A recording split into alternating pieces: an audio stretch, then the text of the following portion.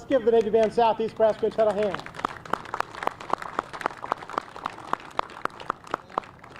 Good evening. It's great to see you here. It's great to see the weather is wonderful tonight. And for those of you that are here early, you got to take part in a free concert over from Daly's Place, and I'm going to charge you for that tonight. But on behalf of the Military Order of the Purple Heart and the City of Jacksonville, I welcome you to the Purple Heart Day Recognition Observance. Let's give so we already gave a hand to the Navy Quintet, but tonight marks 240 years since George Washington created the badge of military merit, and 90 years since the Purple Heart as we know it was reintroduced for our service people. I'm Harrison Conyers. I'm Supervisor of Military Affairs and Veterans Department, City of Jacksonville, and I'm honored to be here with you tonight. We're blessed to have so many of our Purple Heart recipients. I appreciate them turning out. So many of their families with us that are gathering with us here at this Veterans Memorial Wall. Those of you who have been awarded this medal share a bond that not many people in our society have or understand. Behind me, you can see the names listed of those that have paid the ultimate sacrifice during a time of war that extends from World War I to present day, sitting on this wall. This is the second largest memorial wall in the United States, next to the Vietnam Monument in D.C. We also have a Purple Heart Trail. The Purple Heart Trail extends from this location to the ViStar Veterans Memorial Arena. And tonight at the end of this ceremony, we'll walk that trail. It is wonderful to live in a city that has a setting such as this, and a community that stands out that turns out to salute those that have served to protect us and give us the freedoms that we have. The Military Order of the Purple Heart is unique amongst military fraternal organizations. This service honors those warriors past and present.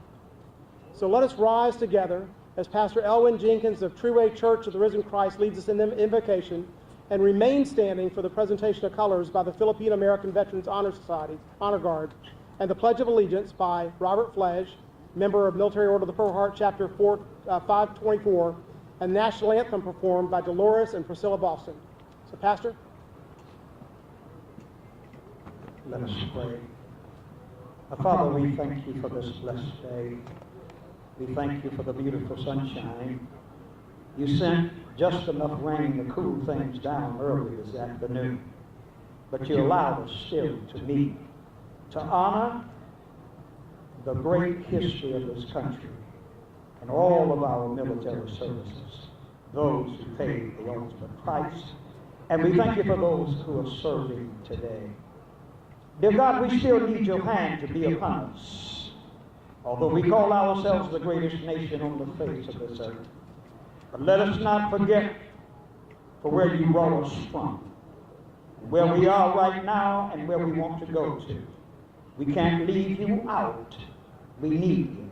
Now, dear God, we ask that you bless all of our leaders, from the president down to the local street sweepers. We pray that you would bless our children to never forget the rich history of this country. And may they always understand it was God who did it. Now, Lord, we thank you. We ask your blessings upon this service today. We say in Jesus' name, amen.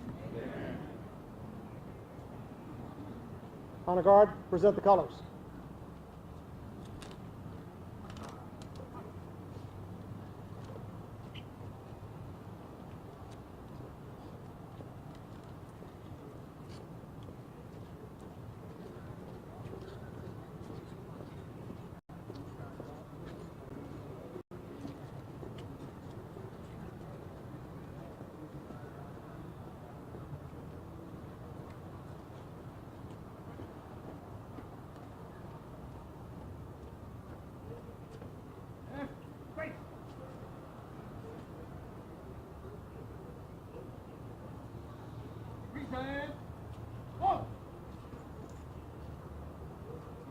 I pledge allegiance to the flag of the United States of America and to the republic for which it stands, one nation, united, in liberty and justice for all.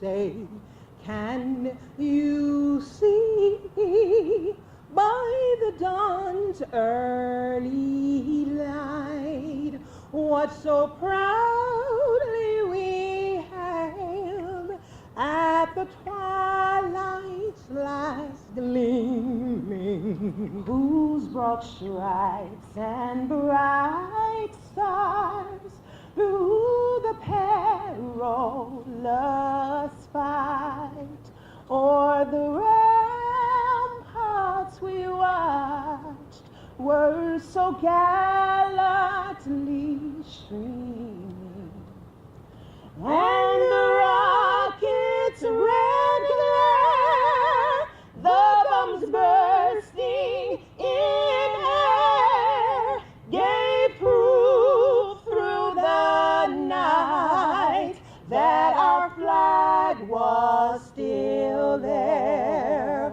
Oh, say does that star-spangled banner yet wave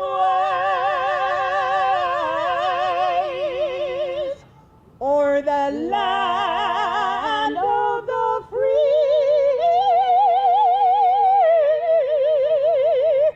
and the home of the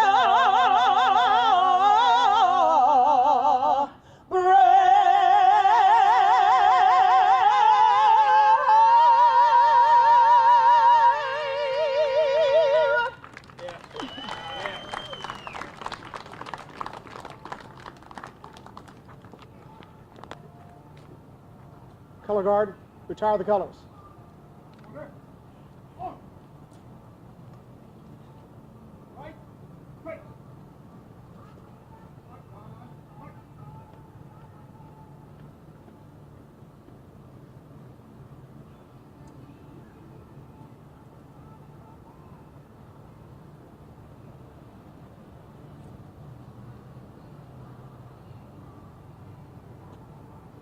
Thank you. Please be seated. Maybe those attending the concert over there should have come here first. That was wonderful. Thank you so much. To provide welcoming remarks, we have Christopher Vedvik. He is the National Senior Vice Commander of Military Order of Purple Heart.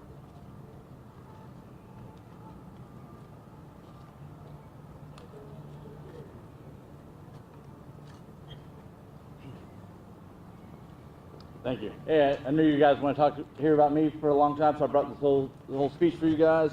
Just one or two things. Don't worry about it. I'm just kidding. I'm just gonna have a couple paragraphs. All right. Hey, good evening, everyone. My name is Chris Vedvik. I am the Senior Vice Commander for the Military Order of the Purple Heart. I'm happy to have you all here and really helping us celebrate today. Before I get started, though, I would like to express my sincere appreciation to all of you who generously helped us make this event come together to become a success, and over the years you really see it grow. But those people are Bill Smith from Chapter 524 of the Military Order of the Purple Heart and Harrison Conyers from the City of Jacksonville. Without their tireless work, this event would not be possible. I mean, can I give them a hand?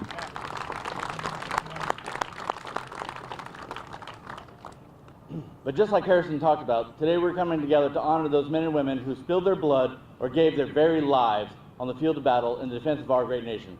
And he's right, this year marks the 90th year since the official Purple Heart was put into service in 1932. We are grateful that patriotic citizens like you are able to attend to help us honor the noble sacrifices made by these intrepid warriors. I don't want to take too much of your time, but I do want to encourage all of you to make time this evening to meet some of the local Purple Heart recipients that walk among you. They are humble and may not like the term hero, but I can tell you that they're all my heroes. So please enjoy the ceremony. Thank you very much.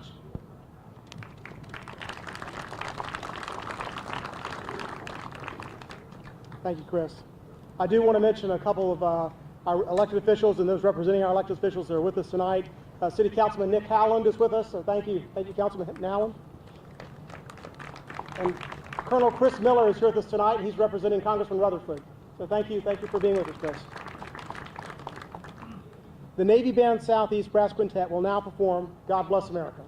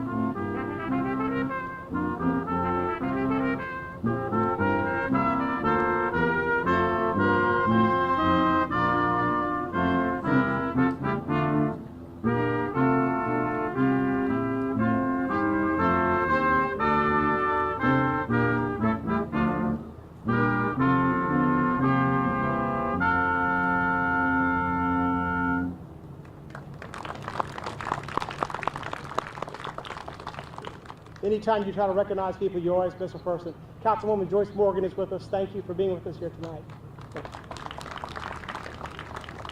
And before we get further into the program, if anybody gets a little warm, because we do live in Florida, there's cool water over here, so wave your hand and we can get it to you, or you can come by the big cooler and get you some water tonight, okay? All right. So now at this point in the program, my friend William Bill Smith, U.S. Army Command Sergeant Major, retired, member of Military Order Purple Heart Chapter 524, and U.S. Army Hall of Fame, Ranger Hall of Fame member, will now read several Purple Heart Day proclamations.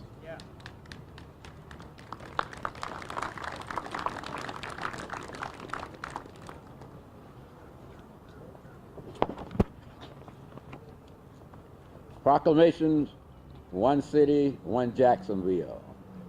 Whereas the Purple Heart, the oldest military decoration still awarded, bestows honor to members of our armed forces who are wounded or killed in combat. The Purple Heart was established by George Washington and the Badge of Merit on August 7, 1782. A small heart-shaped piece of purple cloth was given to members of the Continental Army who showed extraordinary valor during the American Revolution. The award became obscured but was never was continued. It was revised in 1933. Whereas there have been nearly 2 million Purple Heart recipients in our nation's history who endured the ultimate sacrifice to protect the many freedoms we enjoy as Americans. As a community with strong ties to the military and veterans community, Jacksonville will continue to stand in support of service members. Now, therefore, I, Lenny Curry, by virtue of the authority invested in me, Mayor of Jacksonville, do hereby proclaim August 7, 2022 as Purple Heart Day.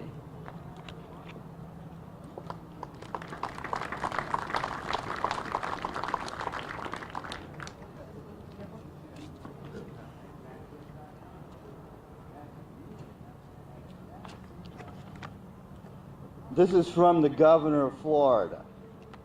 Whereas the Purple Heart is the oldest active military award in the United States, established on August 7th, which is tomorrow, I think, by George Washington as the badge of military merit, and whereas the National Purple Heart Honor estimates that more than 1.8 million Purple Hearts have been awarded to our nation service members since 1782. And whereas the Florida legislature unanimously passed legislation in 2012 establishing August 7th as Florida Purple Heart Day to recognize recipients of our national oldest award given to combat wounded veterans. And whereas Florida and its Purple Heart recipients may be earned benefits and services, whereas Florida waives undergraduate tuition. I went to school in New Jersey, I didn't even know that. And state universities, colleges of university recipients of the Purple Heart and superior combat-related decorations. Whereas Florida Purple Heart recipients receive the same waiver of state, career, and technical training facilities. Whereas nearly 11,000 Purple Heart license plates, I have one of those, have been issued to eligible Florida recipients through the Department of Highway Safety and Motor Vehicles. And whereas the Military Order of the Purple Heart has designated Florida as a Purple Heart state with 40 counties designated Purple Heart counties, and whereas Floridians are encouraged to honor the state's Purple Heart recipients, many of whom paid the ultimate price to ensure our freedoms, and therefore I, the governor of the state of Florida, thereby extend greetings and best wishes to all serving August 7th, 2022 as Purple Heart Day. Thank you.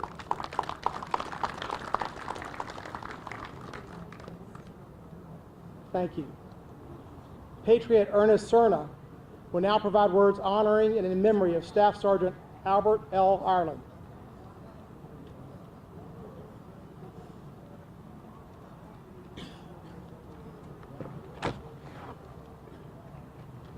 I'm going to introduce you. By the way, thank you for being here with us, everyone. I'm going to introduce you to a short history of a super patriotic Marine whose love of country and the Marine Corps, he took it to the second level, third level, and beyond. But before I do that, by the way, my name is Ernie Cerna, 30 years, 2 months, and 5 days. 30 years, 2 months, and 5 days in active continuous duty to our country, 3 years of combat in Vietnam. Before I tell you the story of this super patriotic Marine, I got to tell you that I have had for 55 years a small grudge against the Marines. More like a family grudge, okay? It's not a big grudge, and I'll tell you why. Nobody has ever anointed me an honorary Marine when I felt that I had earned it. And I'll tell you why I felt that I had earned it. The year was 1966, July 1966. I was 1 year out of flight school, flying out of Holloman Air Force Base, New Mexico, right outside Alamogordo, when I received a letter, a congratulatory letter from the Department of the Army, telling me that I had been selected for a 1-year combat tour in Vietnam. And they wanted me there on the 4th of August, 1966. I planted both my feet in Vietnam on 4 August 66 on the appointed date. On the East Coast, Cam Run Bay, a super busy base of activity. All the services were there.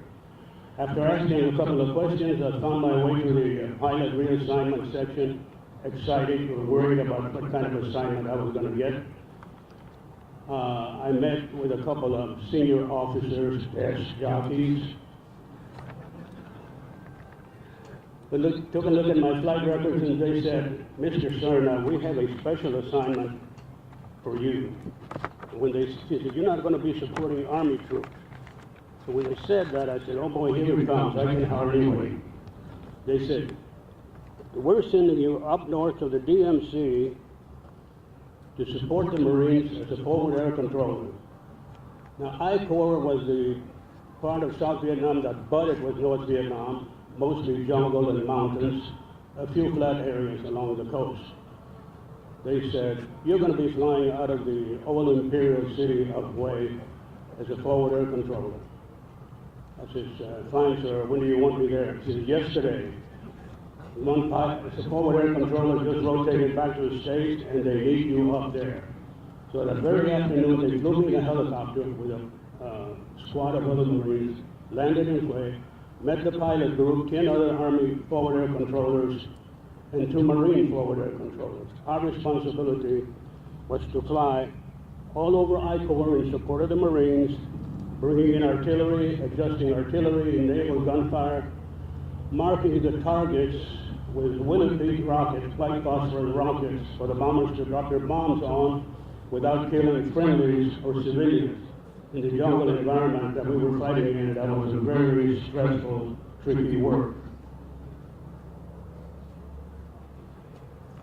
We flew every day, low and slow, over the jungle, doing this job.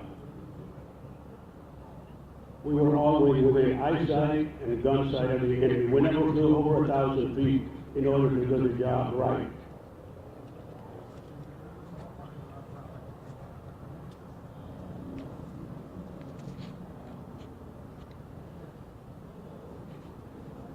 I did this for 365 days. I mean, my pilot group and I, we saved a lot of Marine butts during that time. We went with you, 3rd MAC Marines in such nasty places as the Ashell Valley, Quai San, Dong Pha, Con Tien, Quan Tri, the Street Without Joy, and of course Hue, and many other real bad places. Well, since nobody appointed me an honorary Marine, one evening I just bent over, sprinkled some water over her head, and I took the liberty of anointing myself as an honorary Marine. Semper Fi Marine. So whenever I meet a Marine out in public, Walmart, Starbucks, wherever, in uniform or a Marine vet with Marine insignia on his hat, I always greet them, Semper Fi, Marine. And they always answer back, Semper Fi, brothers. Now I'm going to read you the short bio, abbreviated bio of a real Marine. Sergeant Albert, some of you Marine vets might be well acquainted with his history. Sergeant Albert Luke Ireland was born in Nelsonville, New York in 1918. 7 December 1941, Pearl Harbor. And like so many young men of that era, my father-in-law being one of them, my wife sitting over there can attest to that, 16 years old, lied, getting the Navy. 5 days after Pearl Harbor, Private Albert Luke Ireland joined the Marines. After basic training, advanced training, he found himself out in the middle of the Pacific, right in the middle of World War II. I will now read now some of his abbreviated biography. January 1943, World War II, Guadalcanal. Private First Class Albert Luke Ireland, wounded in action by shrapnel to his back, which penetrated his left lung, received the Purple Heart. April 1945, World War II, Battle of Okinawa. Corporal Albert Luke Ireland, 6th Marine Division, wounded in action, received his second Purple Heart. May 1945, World War II, Battle of Okinawa. Corporal Albert Luke Ireland, 6th Marine Division, wounded in action.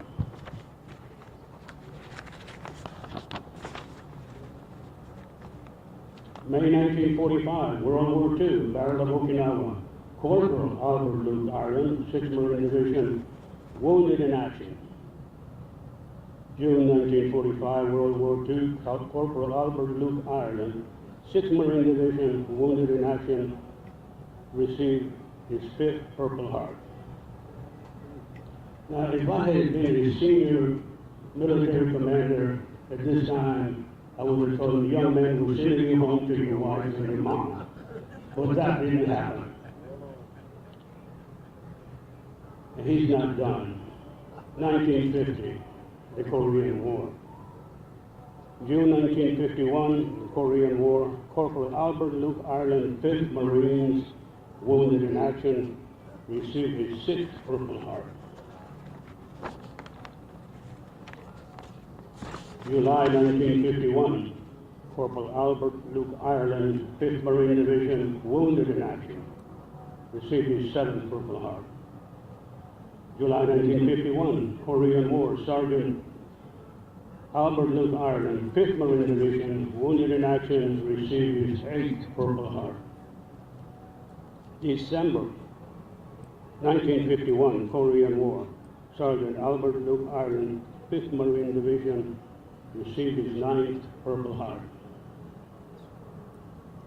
Ladies and gentlemen, I don't know about you. I don't know what to say, other than I'm touched.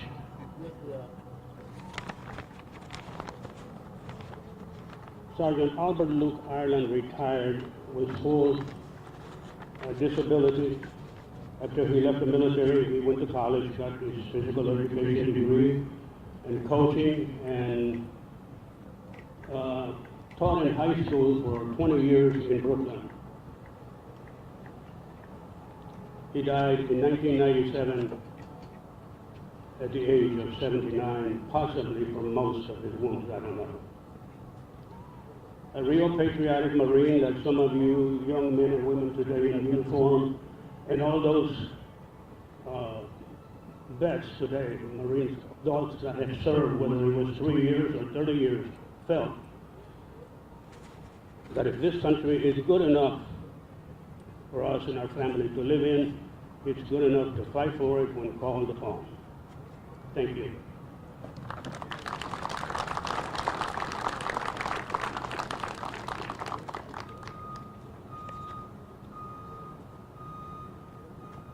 Thank you, Mr. Cerna.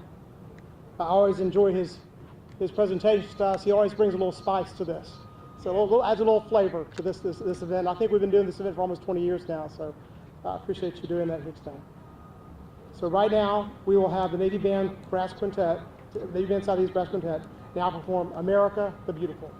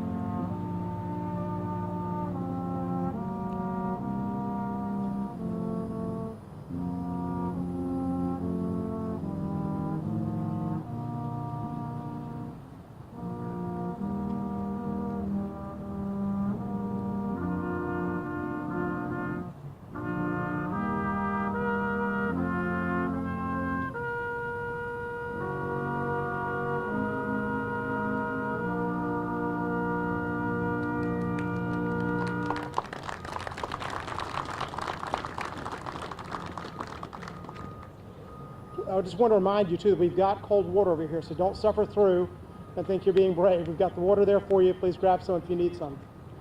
Okay. My friend now, Bill Smith, will introduce our keynote speaker.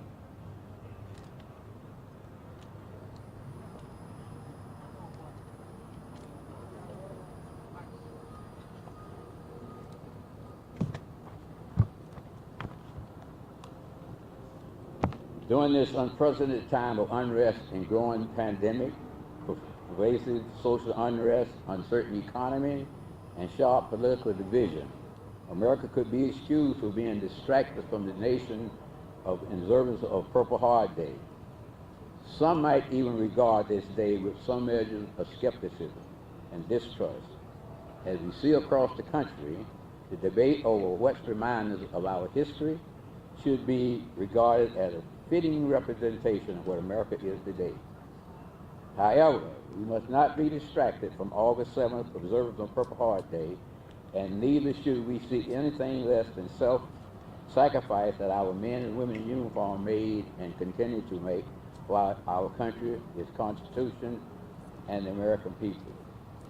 Simply put, American recipients of the Purple Heart received this sacred award because they were bravely wounded or died while apolitically observing their country and the Constitution. Every August 7th, we acknowledge Purple Heart Day. Today we have a Marine as our guest speaker, and that pains me to say that. He has been a Duval judge for 11 years and a competent assistant attorney, managing attorney for St. John County State Attorney's Office, State Attorney's Office, Jacksonville, 1999 to 2011, misdemeanor prosecutor, director of county court, circuit court prosecutor, and during that time he won Rookie of the Year.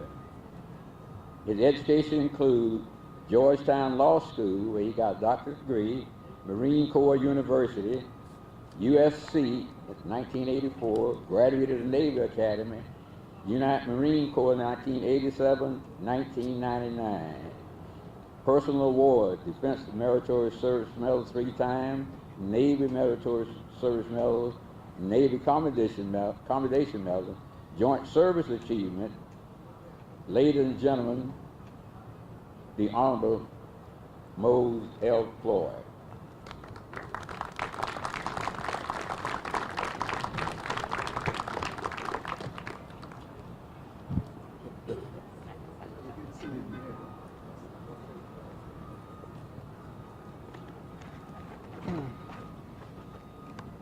Thank you for that generous introduction, but I'm truly humbled to be invited to speak to such a distinguished group of veterans, because one thing that you all have in common is that when the country needed you most, and when the lead was literally flying through the air, you stood tall and laid it all on the line, and in many instances took a hit for your country and your fellow warfighters.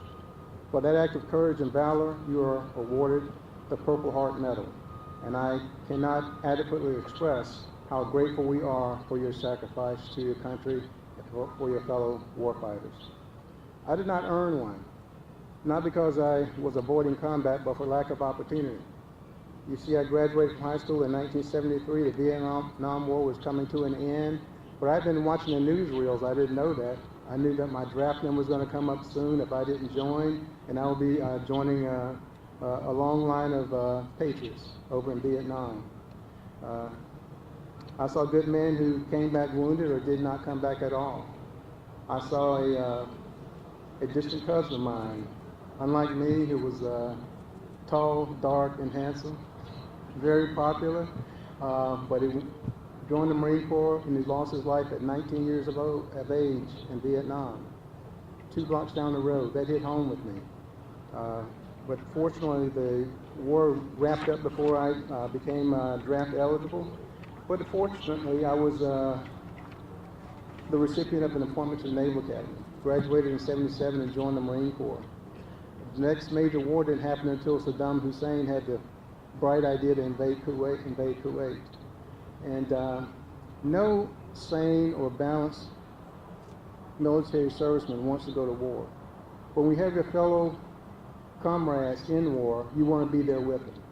And I was stationed at headquarters Marine Corps as a major, and the Commandant then, Commandant Gray, pulled his staff together. He knew what was going through our hearts. You got your fellow soldiers and sailors out there fighting, and Marines, you want to be there with them.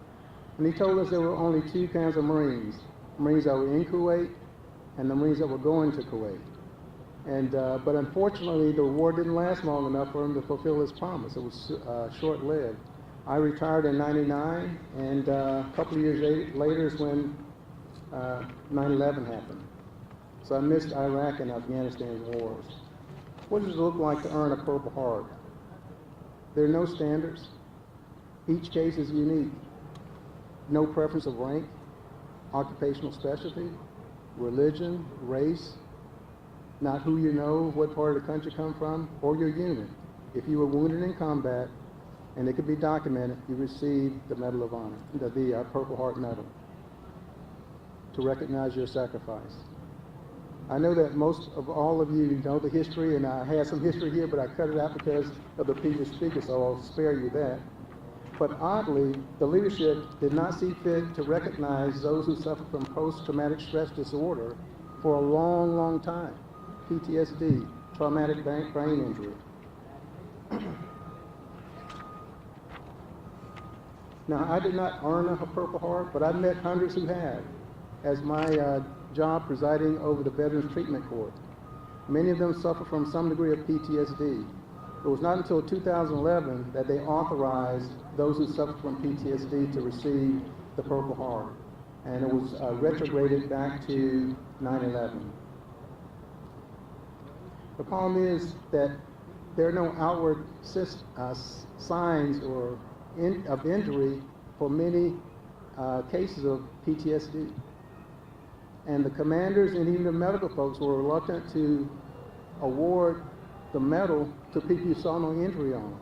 But I've seen people who suffer from PTSD, and it can be quite debilitating. Nothing to the naked eye, but there's a lot inside those service members. They've suffered. They've been affected in a great way by the war.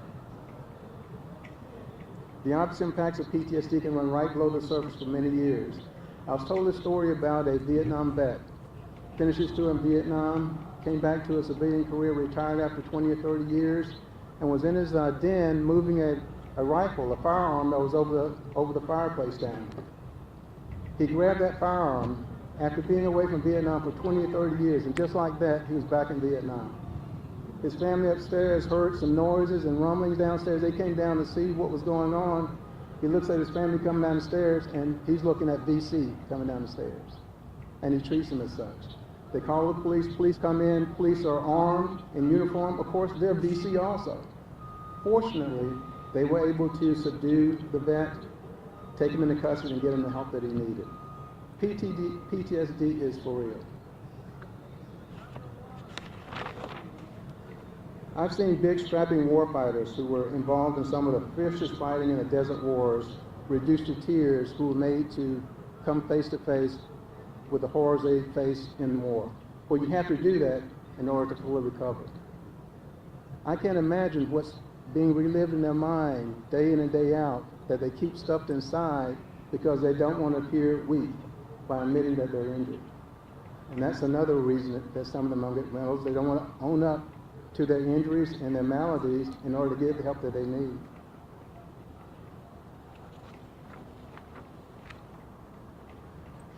You know, it's hard to believe, but 3 people have earned 10 Purple Heart medals.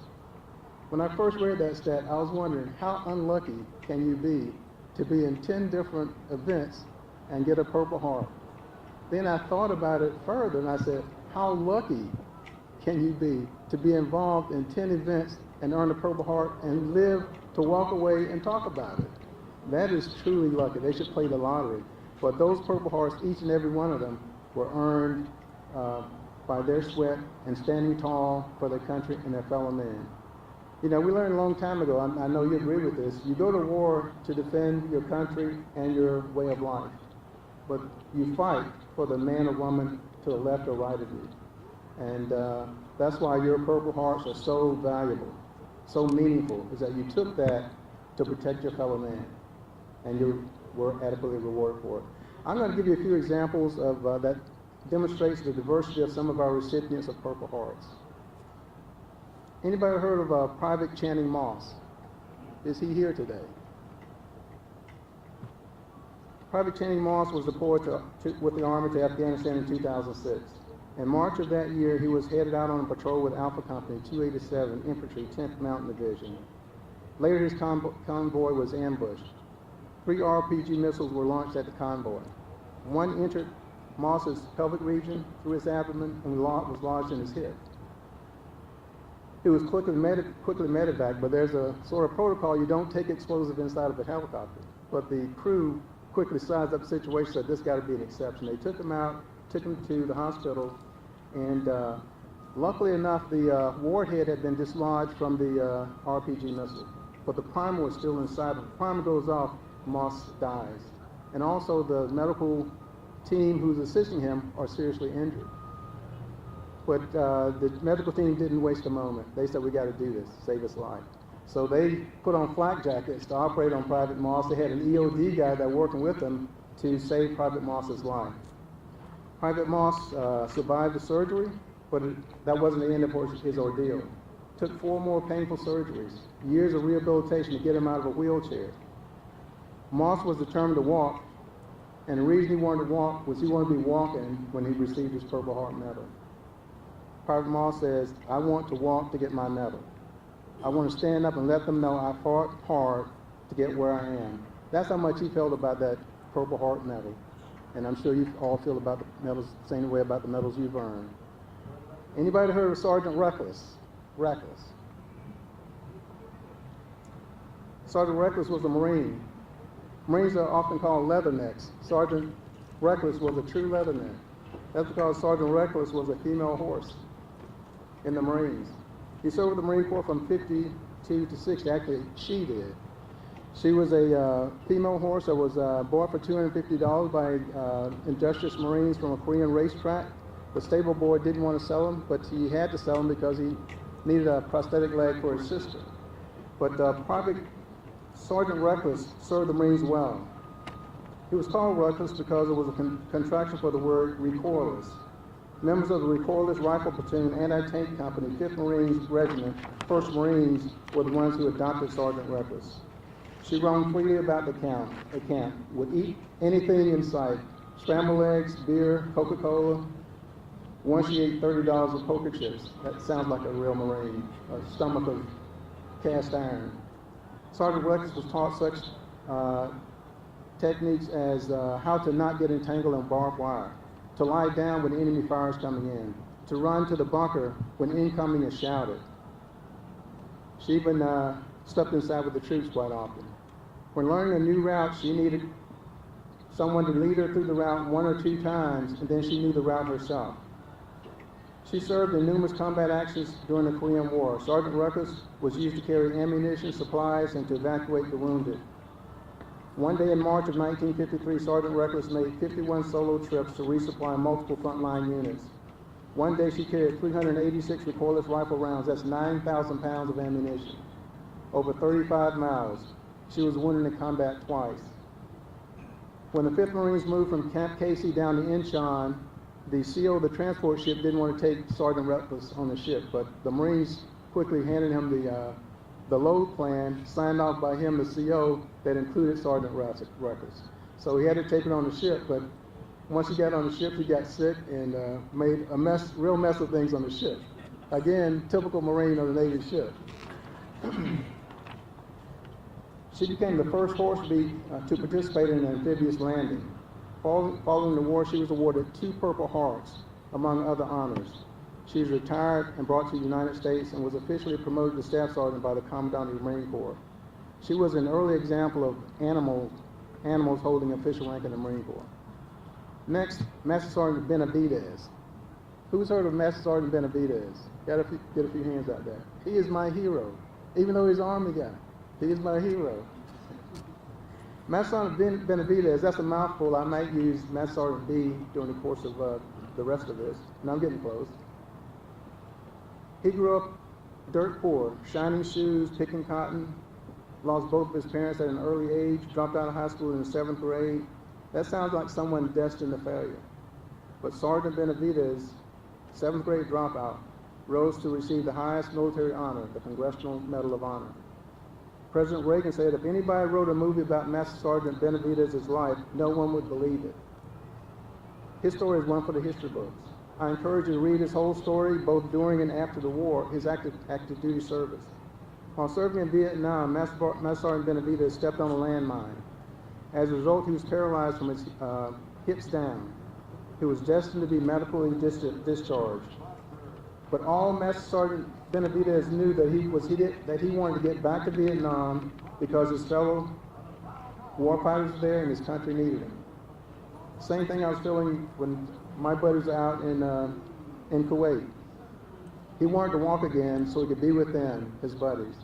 He kept getting out of bed, practicing walking, even though he was told he'd never stand, certainly wouldn't walk. He would get up at the night when the nurses weren't looking, and he would crawl to the wall. He would put his back against the wall and edge himself up on that wall to get him up on his feet, and began by just moving his toes, then moving his feet, rocking back and forth, and make staggered steps off that wall. He was destined to get back to Vietnam and fight with his fellow soldiers. The nurses, if they caught him, would report him to the doctor and give him sleeping pills and make him go to sleep.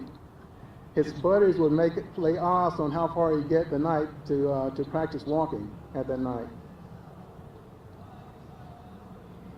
After 9 months in the hospital, a doctor came to him, had papers in his hand, says, Master Sergeant Benavidez, we're going to medically discharge you because you're never going to walk again. Master Sergeant Benavidez jumped out of bed and said, look, Doc, look at what I do. And he made some staggered steps around the bed and says, no, that's not enough, Master Sergeant Benavidez. You're never going to walk again. We're going to discharge you. And he kept insisting. He was adamant, I'm going to get back and fight. The doctor says, I tell you what, if you walk out that door, I will tear up these papers. In severe pain, Master Sergeant Benavidez walked out that door. And he kept walking back to boot camp. He got himself in the shape. He made 3 jumps out of the helicopter, and he was cleared for duty. They gave him orders to Central America.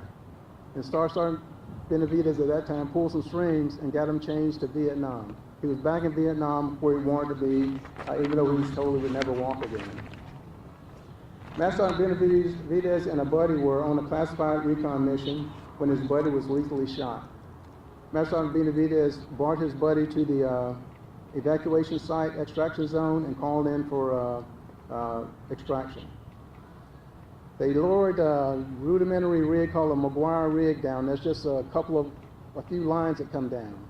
And he and his buddy got inside that line, and as they were being lifted out, the line started twisting under their weight.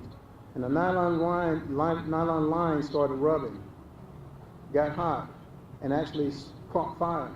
There was another soldier in the helicopter that tied himself to a line, lowered himself out of the helicopter to get down to untwist those lines. That sounds heroic enough. But all this time, they were getting withering fire from the ground. As this guy's falling down, he saved Master Sergeant Benavidez's life. After they returned, a few days later, Master Sergeant Benavidez was leaving the hospital. His buddy had died. And he hears this emergency call over the air. Another team, recon team, is out there trapped. Need help. He says, "Who is out there? Who is out there?" And the guy that had crawled down that rope to save Master Sergeant Benavidez's life was out there with that team. 3 helicopters returned, severely damaged, crew shot up and wounded. Master Sergeant Benavidez ran and grabbed his medic bag, commandeered a helicopter, got a crew on the helicopter, and was asking for permission to go out and extract his buddies, the team. The flight control says, "No, it's too dangerous." Master Sergeant Benavidez again convinced them, "This is what we got to do." He went out with that crew, and it was too hot where the team was. They were either died or wounded and couldn't move to the extraction site. Master Sergeant Benavidez convinced the pilot to hover about 75 yards away from where the team was. He jumped out of the helicopter and ran 75 yards where the downed team was, under withering fire.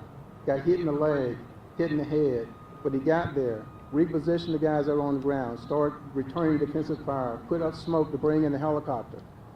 Helicopter comes in, Master Sergeant Benavidez is loading his team on the helicopter. He's hit again in the legs and the back by small arm fires and grenades. As the helicopter is lifting off, the pilot is mortally wounded. Helicopter crashes.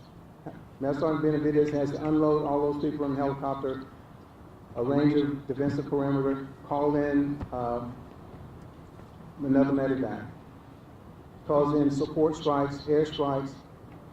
He's going around giving water, giving ammunition, first aid. He's hit again as he's providing first aid to his fellow soldiers. He has a DC come in, butt strikes him in the mouth, bayonets him in the arm, and Master Sergeant Benavidez fights him off with a bayonet of his own and kills him. He suffers 30 wounds during this ordeal, but he gets 11 people loaded on the evacuation helicopter that actually comes in. After having spent 6 hours under fire in those conditions, 30 wounds to his body, and fighting off hand-to-hand combat with DC. He's in the helicopter, and he's holding the hand of one of his buddies, and his buddy's hand goes limp. And Master Sergeant Benavidez says, "Why, Lord, did you put me through all this to lose my buddies in his helicopter?" He starts thrashing around in the back of the helicopter when one of the pilots unbuckles, comes back and looks at Master Sergeant Benavidez. And he thinks he has trouble breathing, so he pulls his bayonet out. He's going to give him a tray. And then Master Sergeant Benavidez looks up at him, and he's about to kick him out of his helicopter because he's thinking, "I've been through enough for one day. I don't need an unnecessary tray." And the pilot sees this and goes back to his seat. Once he's offloaded, Master Sergeant Benavidez has sort of oriental features. And by this time, his face is full of blood. His eyes are taped shut. His mouth is locked tight. He's expended all his energy, can't move. He comes back, and there's Master Sergeant Benavidez, and loading all those people on the helicopter, mistakenly loaded 3 DC on the helicopter. He said, "I want to make sure I didn't leave anybody behind." But when they took him off, they put him with the DC, thinking he was a dead DC. And they're about to zip up the body bag when his friend goes over to the doctor and is jumping up and down, says, go check him, go check him. Master Sergeant Benavidez says, looked like he was doing a Mexican hat dance, but he finally got the doctor's attention, and he comes over and looks at Master Sergeant Benavidez, and all Master Sergeant Benavidez could do was spit up in the doctor's face through his clenched teeth. He said that's all they could do to let him know he's alive. He said it was the best shot he ever made in the Army. But the doctor says, I guess he's still with us. They unzipped him and gave him the treatment that he needed. But that's just a thumbnail sketch of Master Sergeant Benavidez's life. If you read his story, even after he leaves, he's still fighting for his soldiers for the benefits. And even volunteered to go back to the Kuwait War. But headquarters told him, no, you've served your time, you know, just sit back. You're just trying to get more publicity for your book. But these are three different examples of what Purple Heart recipients is all about. Master Sergeant Benavidez, Sergeant Private Channing, Staff Sergeant Records. They serve a great example of what beats in the heart of every Purple Heart recipient sitting out there. So again, I say thanks to you for your service and your sacrifice. Bye.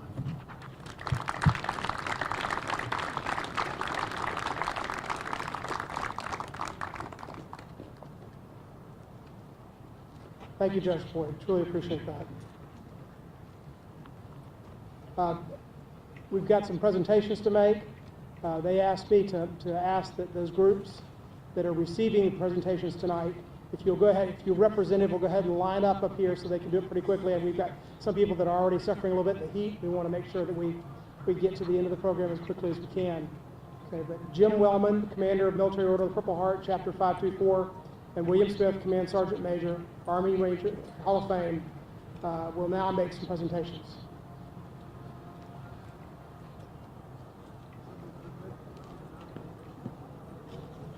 With those motorcycle club members who are going to receive your presentation, will you come forward, please?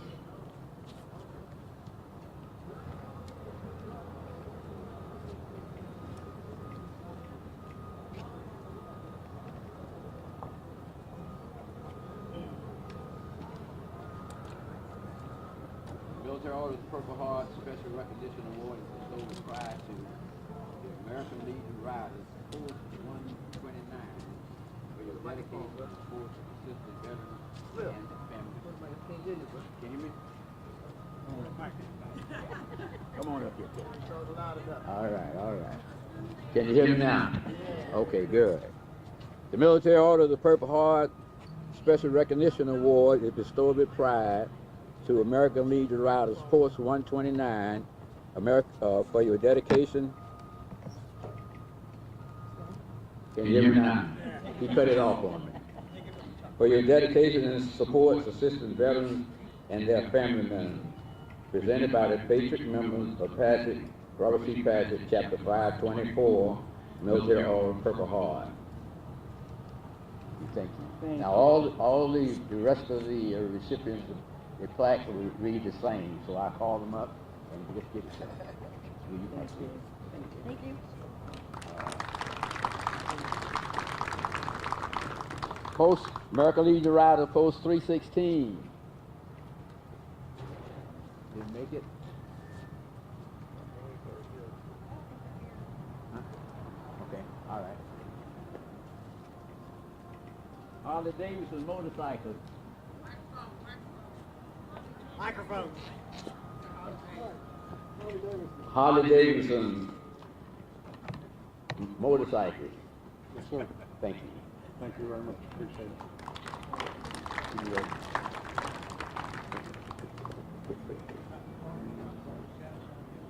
The Hogs of Orange Park, Florida.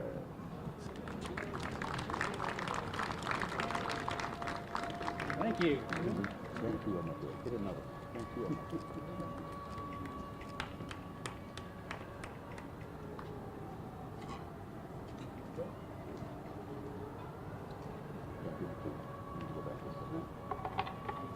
Jack's Hall, Chapter 0681. Go get some more.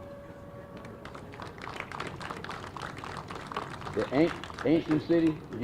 Yeah, I saw you already. You did. The ancient city halls. Come on up.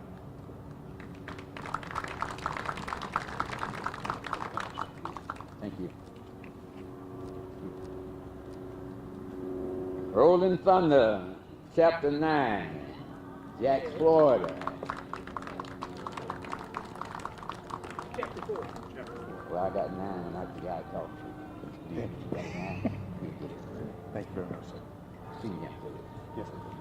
Buffalo Soldiers Motorcycle Club.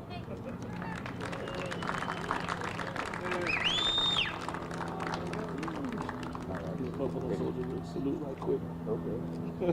With my cap. All right, y'all standing. Buffalo! Buffalo! Buffalo! And it's what? I might have said Duval. Those clubs, we have clubs here that I didn't get their plaque, but we will get them to them. I have to list the name. You are one, what's after you?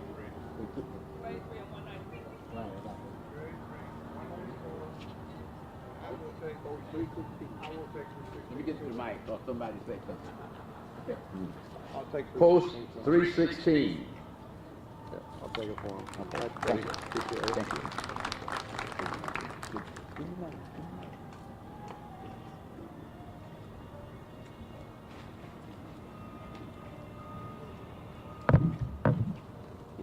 Give me another. Well, man. Take that. We're the Philippine American Veteran Society Honor Guard. Have one of your representatives come up.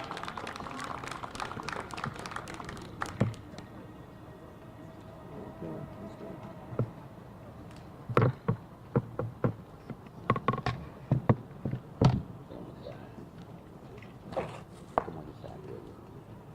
Just turn around and face. Take a picture. Thank you.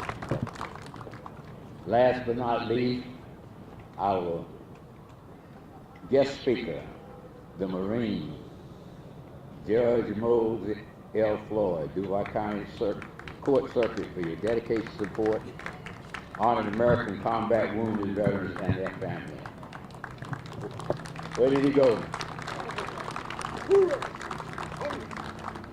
When I got his bio, a guy had done all that. I thought he was about 60 years old. I am. Thank you so much. Thank you. Okay.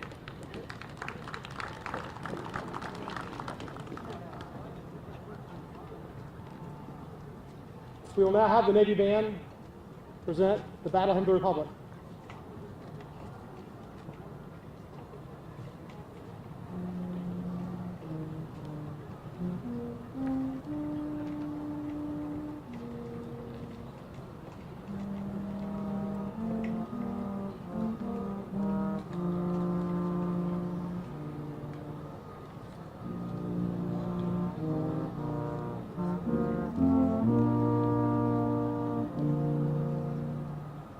Mm-hmm.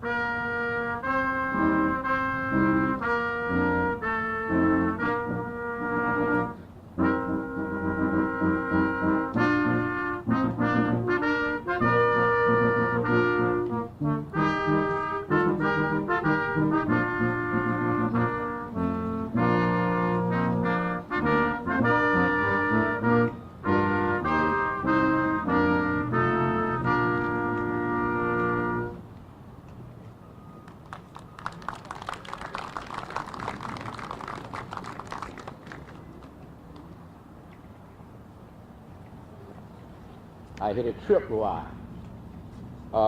Will a representative from the Navy wives come forward? Don't be bashful. I didn't say Navy husband. I said Navy wives. Well, to tell you the truth, I am an official member. I know you're official. Thank you. We have along the Purple Heart Trail, you will see it decorated, and these ladies and this guy have been doing it for years. So at this time, we got to give a special presentation to. Will Mr. bring your check up? I'll bring it up. Is she going to come down? No, She's having a hard time. That's what I said. She has a hard time. no, he's supposed to be here. Oh, Mike? Yeah, he's supposed to be here doing it. He's our senior national commander. Monica's going to do it? Okay, here comes Monica. Okay. Huh? Turn around there. Nope, turn around. You got to hold the thing. I know. We'll hold it for you. I can hold it. Okay.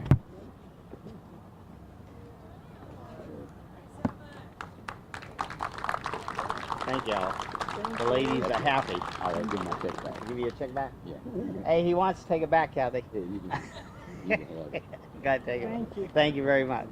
God bless y'all.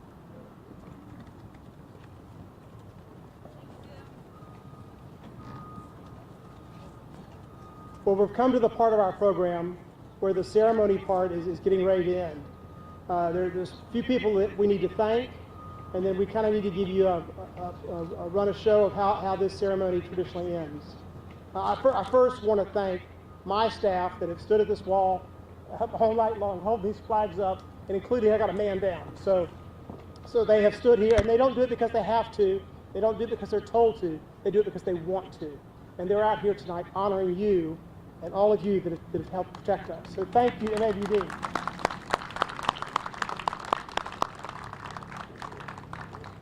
And certainly we have been blessed tonight with the Navy Band Southeast Brass Quintet. Thank you for helping make this ceremony more special tonight.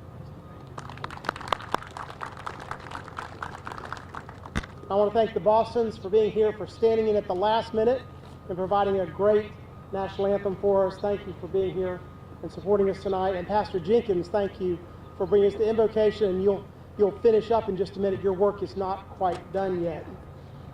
And always, as always, the Navy wives, daughters in Dixie that have decorated the Purple Heart Trail, that have done this every single year. Thank you for continuing to do that. We end this ceremony by taking a walk for those that are able down the Purple Heart Trail. The Purple Heart Trail extends from this wall past 3 monuments. And it goes to the ViStar Veterans Memorial Arena. And that's where the final monument is, and that's where Pastor Jenkins will give us the benediction. Take a look as you walk past the 3 monuments. We just had them restored. We raised the funds within the department. That's not taxpayer dollars. We raised those funds to restore those monuments, and even had the insignias repainted this year, so that they honor those that have protected us and served us and have the Purple Heart medal. Just thank you. But we will be led down the Purple Heart Trail by one of my friends, Hallie Williams-Bay, who's a member, will be leading the procession along with the Filipino-American Honor Guard, will be leading the procession. So those that are able, line up behind them as we can bring this to a partial close and walk down the trail, and we'll meet you at the end for the benediction. Thank you for coming out so much tonight. Thank you for honoring our American heroes, and God bless you all.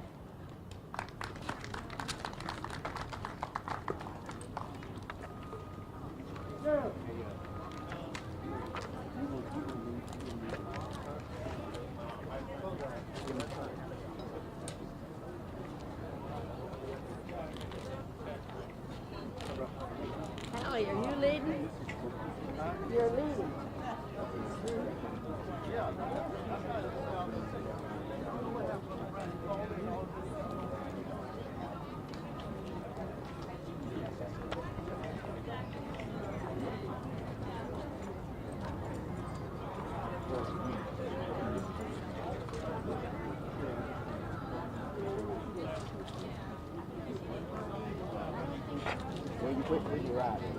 My rider's Mike? Will you please? You put it on. On. See the button? Test it. Testing. Hey, RT. He might have turned it off. Here. He didn't turn it off.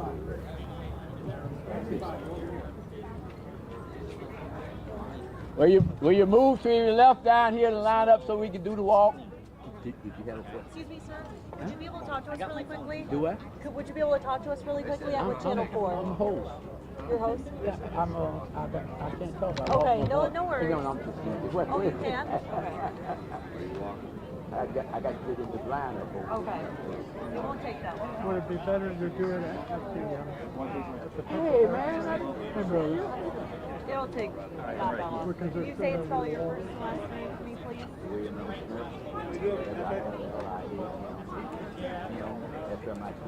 Okay, which wars did you serve at? Vietnam. So how does this feel to be honored out here today? Well, since I'm in charge of this program, it's always doing this since they started.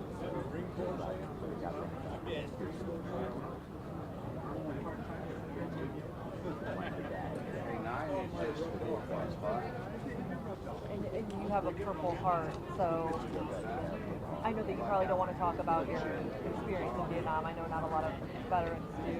How did it feel to see them?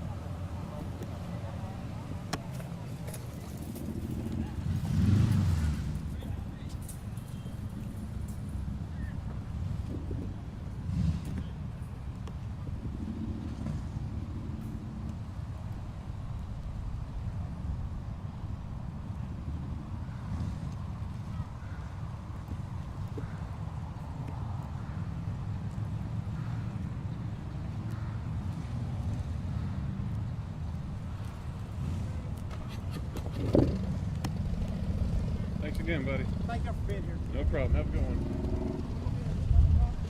Yes, sir, probably.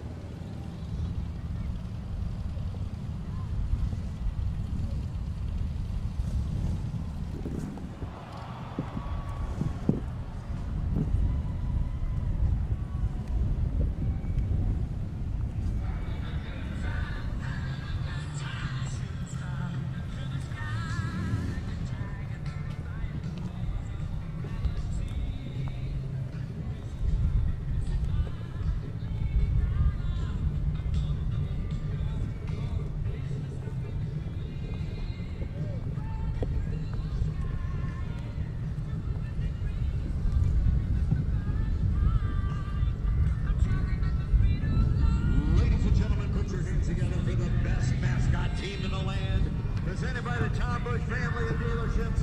Give it up for Southpaw and Stampede!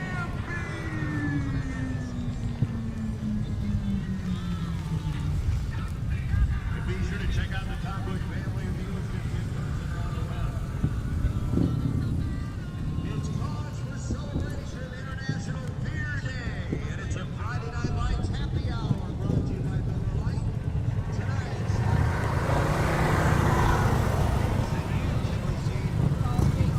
lights and $1 on all craft beers.